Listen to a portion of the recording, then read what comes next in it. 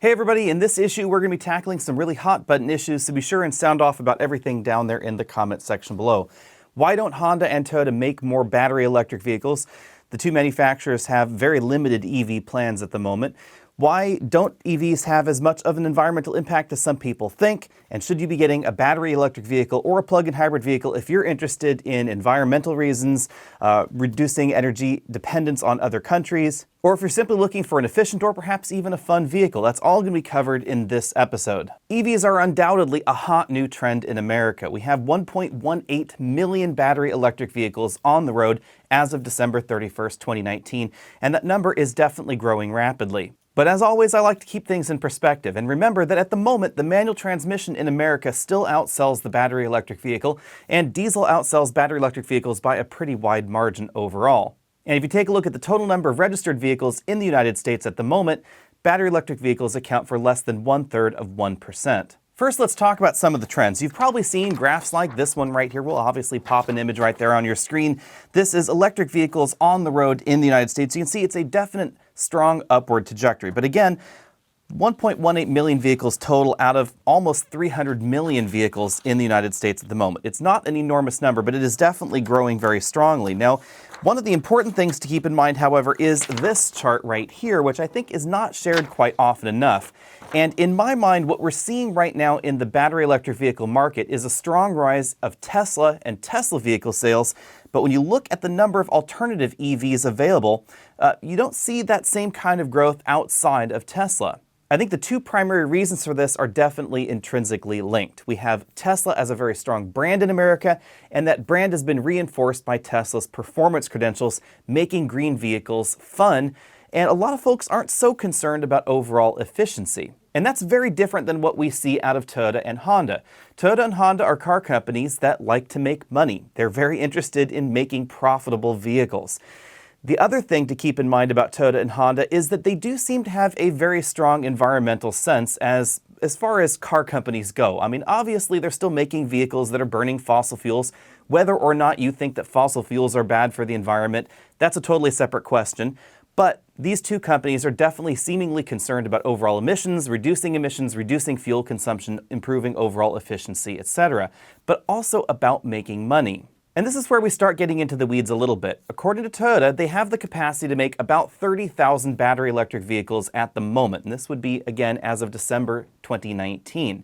Or they could build about 1.5 million hybrid vehicles. And according to their math, that 1.5 million hybrid vehicles has a greater environmental impact in terms of overall worldwide emissions than making 30,000 battery electric vehicles. This is the same sort of argument that I made in our Prius Prime video, where I got a lot of people upset about full battery electric vehicles and how they compare to plug-in hybrids.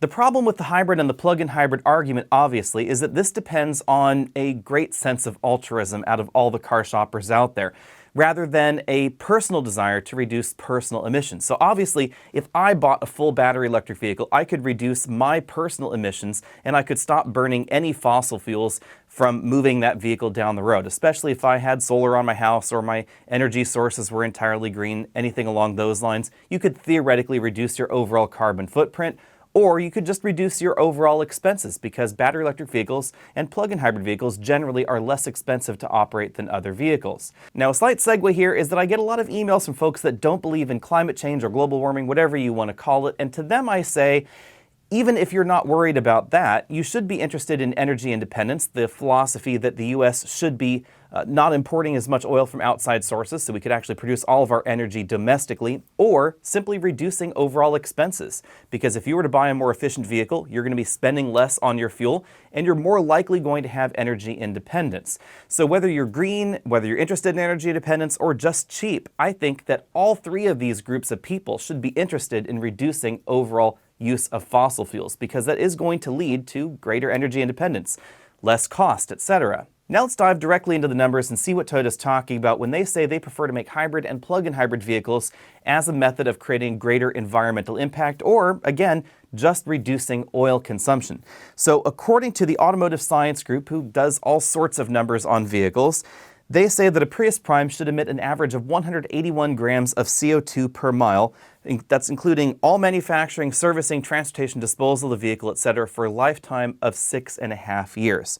And as we said in our Prius Prime video just the other day, the Prius Prime should burn on average about 45 to 50 gallons of gasoline for the average driver out there in America. That's because most folks out there are going to spend at least 90% of their time in EV mode, so most of the time the Prius Prime is going to be an EV for them driving to the office.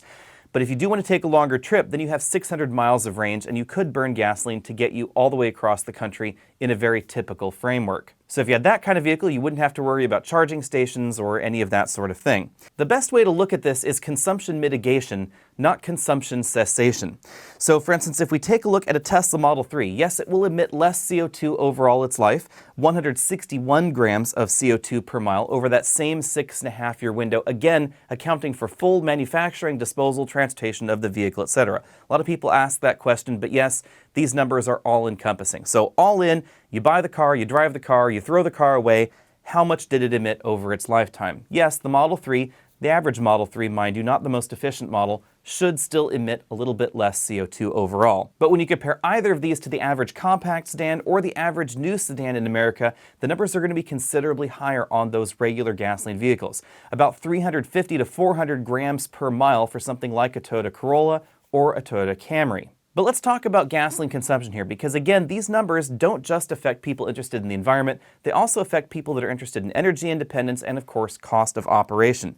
So for instance, a Corolla XLE gets 32 miles per gallon. That's unquestionably good fuel economy for a brand new car, but that means that you're going to be burning about 466 gallons of gasoline per year, $1,400 at $3 a gallon, and that's assuming that you can match that EPA number. For most folks out there, you're really going to be consuming about 500 gallons a year because no new car is really going to get the exact fuel economy that's been advertised on the window sticker, whether we're talking about hybrids, plug-in hybrids, full EVs, or regular gasoline car. So if you were to take a look at something like a Toyota Prius Prime, you could shift some of that consumption over to electricity, or a Honda Clarity, or a BMW i3, or insert any plug-in hybrid vehicle out here. You could shift some of that over to electricity, but not all of it. If you bought a full battery electric vehicle, theoretically you're moving all of your consumption from gasoline over to electricity.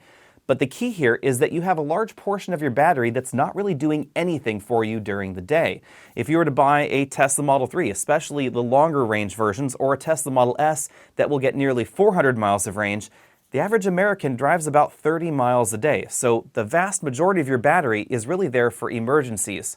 So let's take a look at the alternatives here. With that same number of batteries, and remember, batteries are a limited commodity in the world right now, you could have made one battery electric vehicle with a 50 kilowatt hour pack, and for instance, 4 Toyota Corollas, which are relatively efficient compact sedans again.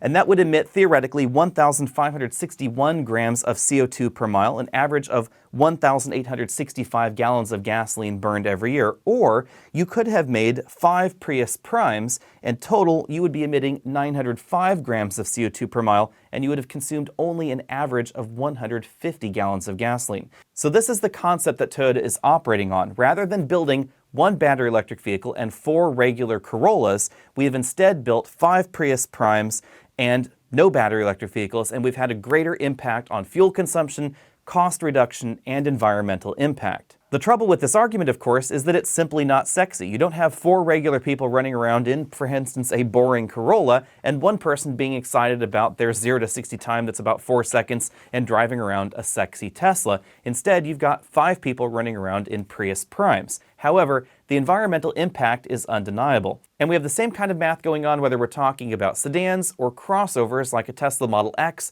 or Model Y versus something like a hybrid RAV4. You could definitely build about 80 RAV4 hybrids for the same number of batteries that you'd find in a Tesla Model X, and about the same kind of logic for the Model Y as well. But what if instead of making about 1.2 million full EVs, we had instead taken that same number of batteries and made 5.9 million plug-in hybrid vehicles with a range of at least 25 miles? You can see that we would have had a much bigger impact on overall fuel consumption, overall cost reduction, and yes, even environmental impact if that's something that you're interested in. Those plug-in hybrid vehicles would not have stopped gasoline consumption cold turkey. They would have indeed consumed about 300 million gallons of gasoline among themselves. However, they would have prevented the consumption of 2.65 billion gallons of gasoline.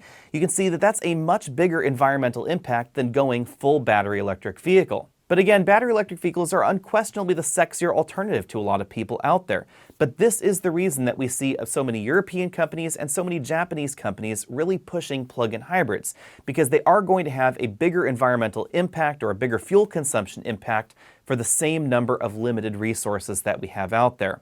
When we take a look, for instance, at Volvo's electrification direction, they're going very slowly, very gradually to a full battery electric vehicle. We do have a new XC40 Recharge coming out very soon, but they've made plug-in hybrid versions of just about everything else in their lineup. And they've tried to go about this a little bit differently than Toyota, adding more excitement into their lineup while also giving you that battery electric range. We have a little under 30 miles of range in most of their plug-in hybrids, but they're all 400 horsepower plug-in hybrid systems.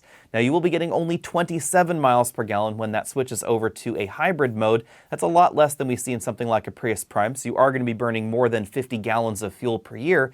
But you are going to be seeing a very similar outsized environmental impact than had Volvo made that same number of batteries into a much smaller number of full EVs. Now, how do I feel about this situation personally? Well, I have owned two different EVs. We had a Model 3 for a relatively limited time for a review.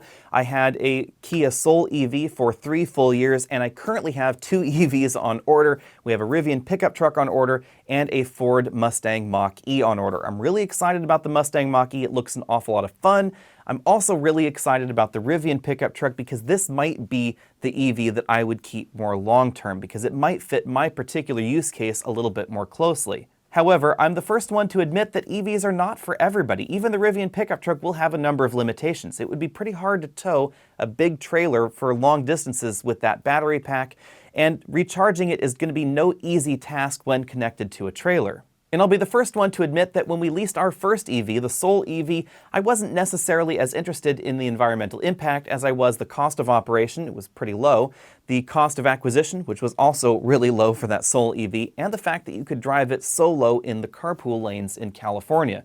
So there are a wide variety of reasons that you might be interested in a hybrid, a plug-in hybrid, or a full battery electric vehicle. They don't just have to do with the overall environmental impact. It could be the fun factor. The Tesla Model 3 with the dual motor setup is definitely an awful lot of fun to drive. Going 0 to 60 very, very, very fast is always fun, whether it's in a Porsche 911 or a Tesla Model 3 or a Tesla Model S in ludicrous mode. It doesn't really matter. Going fast is certainly fun. And again, that fun factor really plays into Tesla's overall success in the US. But if you're interested in the environmental side of things, or if you're interested in reducing fuel consumption in more of a holistic and altruistic way, the entire society benefiting from that, then Toyota and Honda's method, where they're not making full battery electric vehicles in any large numbers, actually makes an awful lot more sense. Now let me know what you think about all that down there in the comments section below, and let me know if you'd like us to cover any other topic here at Alex and Autos. Be sure to find us over at facebook.com/AlexandAutos. You can find us over at Instagram, Twitter, all those other social things. Be sure and hit that subscribe button down there if you haven't already done so, and make sure that your notifications are on. I'll see you all later.